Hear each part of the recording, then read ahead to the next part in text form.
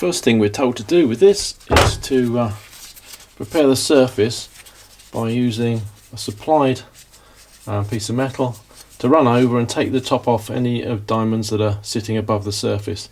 Well, it sounded a bit worrying, but anyway.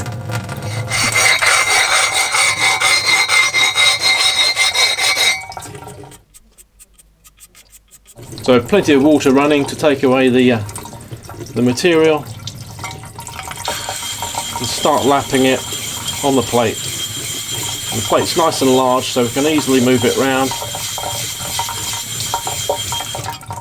There's a little bit of suction to the plate, but these grooves allow air to get in around most of the place, so the stone doesn't stick on too badly. And as you can see, we're gradually flattening that stone.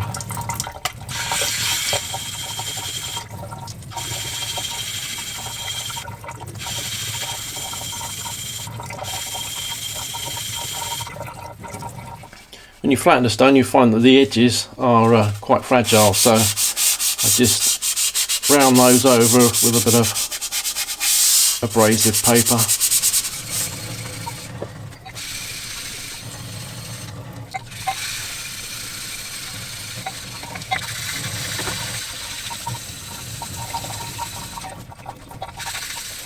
Testing those stones now that they've dried.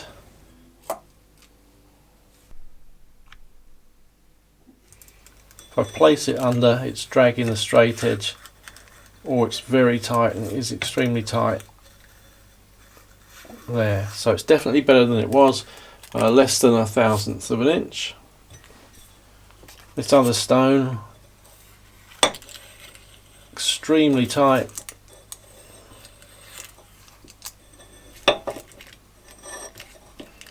Very minimal hollowing in the centre.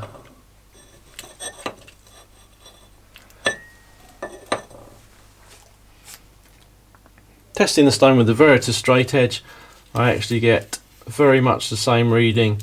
So what do I think about it? Well, it's incredibly easy to use, it's very fast to use, it produces a flat stone to within 1/1000th of an inch. The things that come with it, the straight edge is pretty accurate, again certainly within 1/1000th of an inch. It's less messy, I think. Being able to use it directly over the sink freehand makes it less messy than other methods. How long it will last as an abrasive, I don't know. Clearly it will dull over time, and it is quite expensive to buy up front, so whether it produces value for money in the long run, I don't know, but for ease of use, certainly it's above anything else I've used in the past.